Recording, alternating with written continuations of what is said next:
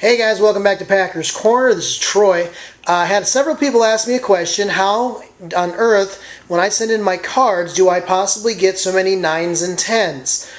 So what I thought I would do, since I had a question asked by a couple people, is what do I actually do? What do I use when I send into PSA? How do I decide what cards I want to send in, other than the cards that I just are valuable or mean something to me? How do I look at them to get 9s and 10s, or at least my best shot at what I should be or can get? So today I thought I'd just make a real quick video. So here I go, guys. First of all, of course, I find as many cards as I can that I would like to send in. And as you can see here, this is my buddy Bill. He just gave me all these cards right here. All these are Chief cards.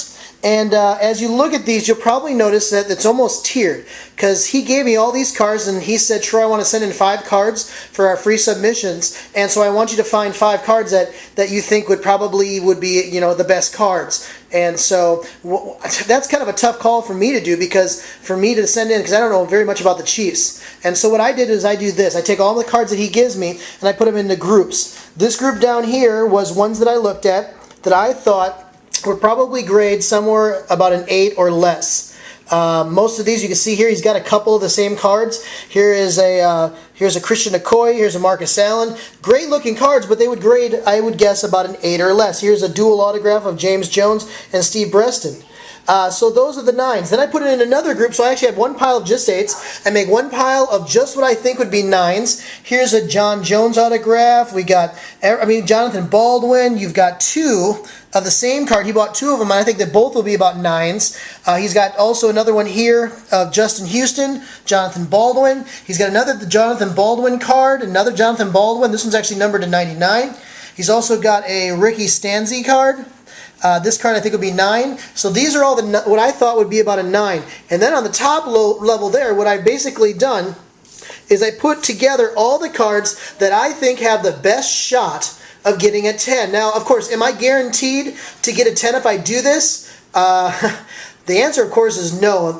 All the people that follow PSA, or at least subscribe to PSA and send cards in, no, you're never guaranteed a PSA 10. Many times, sometimes you think you're going to get a 10, and you get bit really bad sometimes when you're expecting a 10. Sometimes it's a surprise, or you think it may. So these are the cards he gave me, and out of all of them, out of all these cards he gave me here, these are the cards he gave me that I thought would be a 10. And let's see here, we have a Jonathan Baldwin, we've got a Shane Bannon, we've got a Ricky Stenson blue rookie, we've got a Justin Houston rookie, we have another Jonathan Baldwin rookie, we have another Stanzi autograph rookie. He's got right here another Ricky Stenson autograph, and this one's actually a gold standard, and it's numbered out of 499.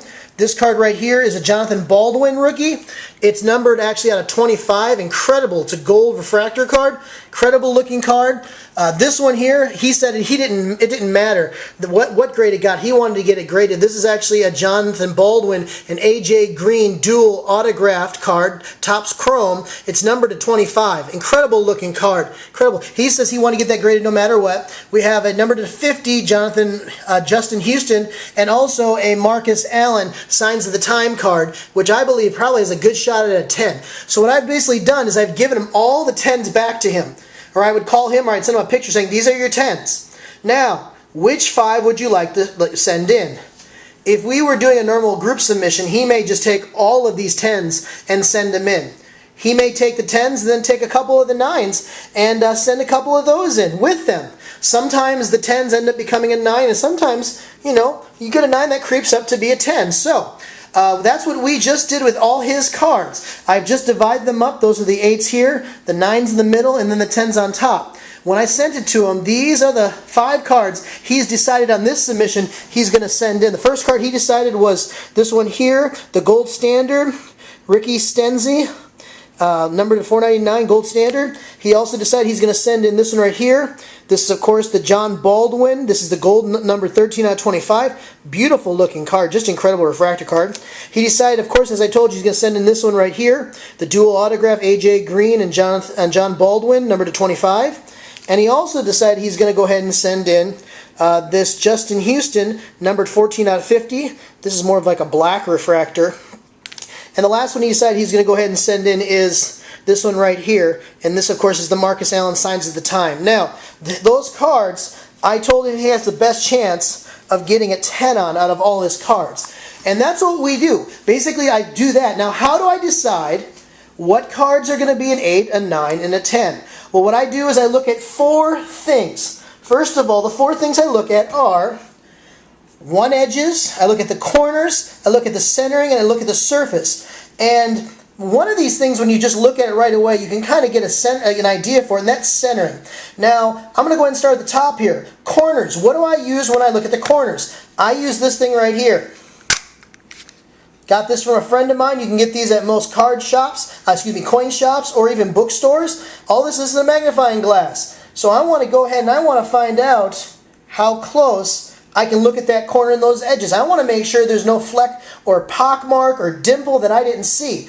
And this, a magnifying glass, is going to make you more accurate at guessing the grade of the cards. Now, will it make you perfect? No, but it will make you more accurate. The centering, when I look at the centering, I look at the card overall, but I also, at times, if it's a card, say, let me look at this one right. Here's a good example right here. This Jonathan Baldwin one. Now, if I was to go ahead and measure from the edge of the card to that red right there where it ends in the triangle area, and the red to the, I could find out how close it is to being perfectly evened out. Also, I got to measure from the top to the bottom. Now, a card like this is a little bit harder from top to bottom, as you can see. But sometimes they flip it on the back, it gives you even a better idea. You can look at the edging here. That side where the numbers start and the words start compared to the number over here. Maybe in the bottom of where the Bowman and Sterling is down here compared to the top up here. Guys, I'm telling you, that is another thing you got to look at. Sometimes centering, you don't realize it's off and it messes up your grade. The final one is surface.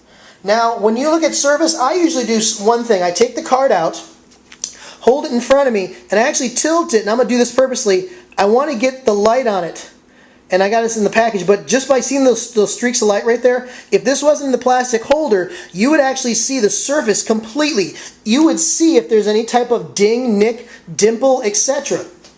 If there's anything that's on there, even if it's a small scratch or whatever, it will lower the value, it will lower the grade you're going to get. So those are the things I use. Now, I do have a 5th one that I personally use, that some people forget, and that is the back. When you're looking at a card, and I'm going to go ahead and I'm going to grab one over here. When you're looking at a card, all 4 of those things that we looked at right here could be perfect from what you see in the front. But if you flip that card around, you've got to basically do the exact same thing we just talked about. You've got to look at the corners from the back side. You've got to look at the edging from the back side. You've got to look at the centering from the back side. And you have got to look and tilting it at the surface on the back of the card. You don't know how many times I've had guys get mad and say, I don't know how I got an 8 or how I got a 9 on that. You flip it on the back and you see that the back is really off-center. Now, they give you a little bit of more play on the back. So in other words, if this is really decent and this one's a little bit off, it's okay, but they actually give you numbers, and you can look those up on PSAcard.com. But those are what are the things you need to use if you want to really start grading. Now, these are all the cards that I currently have set up for myself that I'm going to be grading. And of course, you can tell they're all Packers. These are all ungraded Packers. And I've got several here. As you see here, got a nice little autograph card of Jordy Nelson, a black version of Nick Collins, number to 50. I've got these 2 ruby editions of BJ Raji and Clay Matthews. I already have 2 of those graded, but I got 2 more. I've got this one numbered to 99. I already have that one as a PSA 10. Got that one there. Already have this one here graded as a 9, but I'm going for a 10. I've got these 2 here. Actually, this one's a silver. And then on top here, as I told you, I got the whole rainbow of Derek Sherrod. And then on the side here, I got some more of those guys. I got more here. But guys, what I do is I lay it out and I pick my 5. The 5 are what cards I want to send in. What I usually do after I do this, I probably look over at them 4 or 5 times, literally. I've already looked at my buddy Bill's cards. I can honestly say I probably looked at every card almost probably 3 times right now, and the ones that I thought were 10, I think I probably looked at it closer to 5 to 10, 6, 7, probably 5, 6, 7 times, because I'm always going over them to see if I may have missed something at a different angle, even if it's my magnifying glass, guys. So, anyway, some of you guys asked, what do I look to get PSA 10s? First of all, choose cards you like to grade. It doesn't have to be a card that's just valuable. 2, make sure that you get yourself a nice magnifying glass. It doesn't have to be handy dandy pop-up one like this one. It could just be a nice handheld one. And 3, make sure you use these 5 things while you are deciding what to do. Corners, edges, centering surface, and the back of the card. If you look at these things and you follow them and you think about all of them, you will end up giving yourself a lot better chance of getting more PSA 9s and hopefully more Gem Mint 10s, whether you're doing PSA grades or whether you're doing BGS grades. So guys, thanks a lot for watching Packer's Corner, and you guys have a great day.